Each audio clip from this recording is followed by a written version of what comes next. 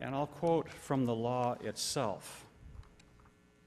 Section 25402, the Energy Code, shall apply only to new residential and non-residential buildings on which actual site preparation and construction have not commenced prior to the effective date, rules, regulations adopted pursuant, et cetera, et cetera. Safety codes, the 2010 Safety Code applies only to new residential and non-residential buildings on which actual site preparation and construction have not commenced. This is why Mr. Tracy, Ojai does not enforce the Energy Code on their second units. They're exempt.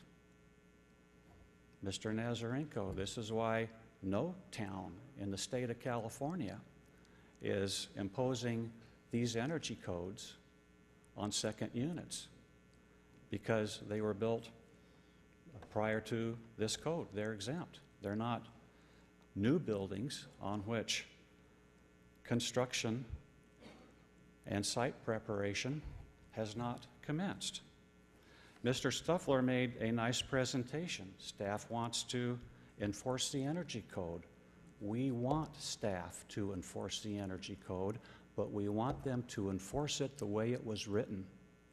And it was written to apply only to new residential and non-residential buildings on which actual site preparation and construction have not commenced. Now, why did they write it that way? Well, the new Energy Code is onerous.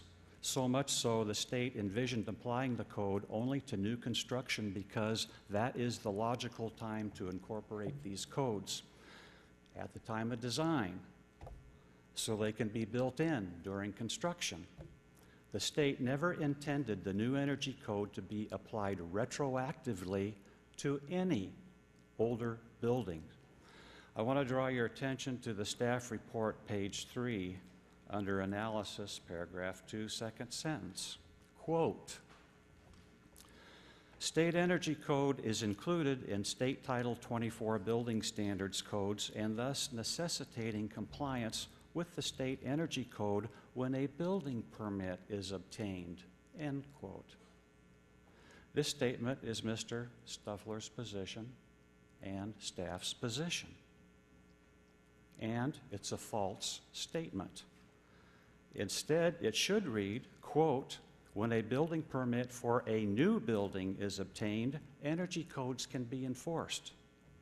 Because remember, the new Energy Code applies only to new construction, not older buildings, and not simply when a building permit is obtained, say, for a remodel to an old building.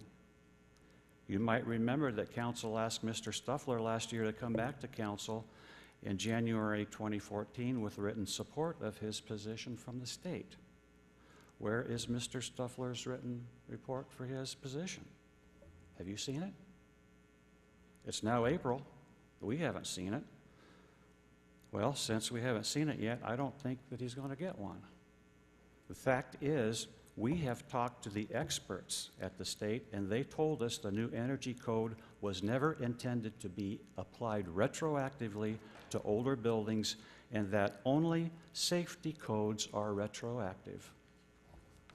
Only safety codes are retroactive.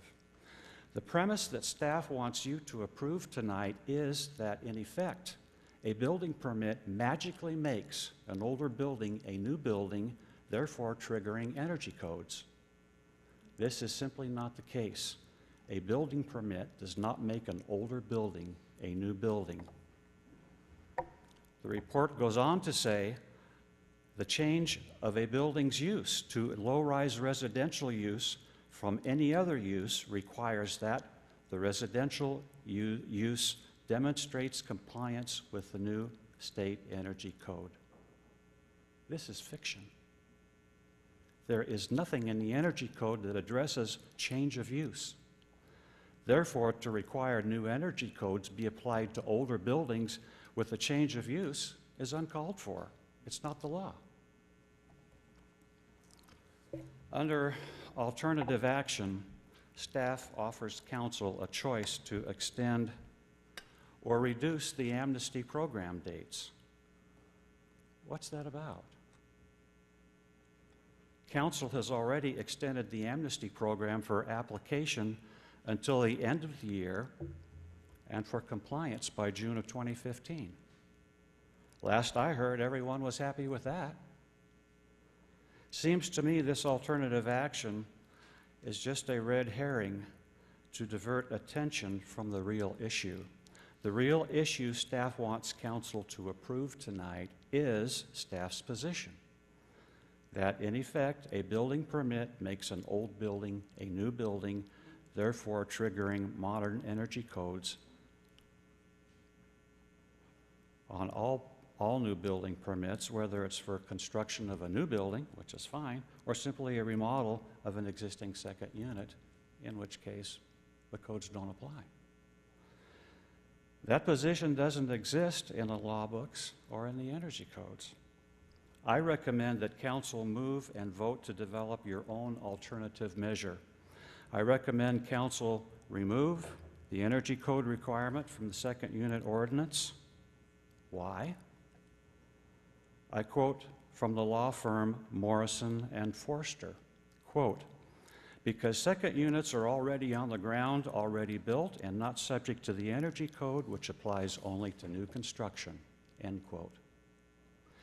And from Brandt Hawley Law Group, quote, energy requirements in the Public Resource Code, section 25402, apply only to design and construction standards that increase energy standards in new buildings.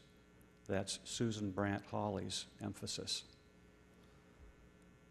Quoting, continuing, existing second units are not new and are not subject to the new energy requirements, end quote.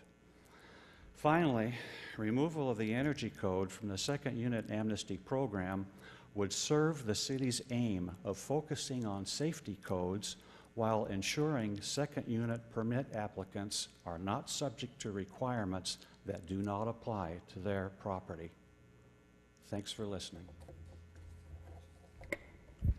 Thank you. Laura Galveston, followed by Catherine Heiberg.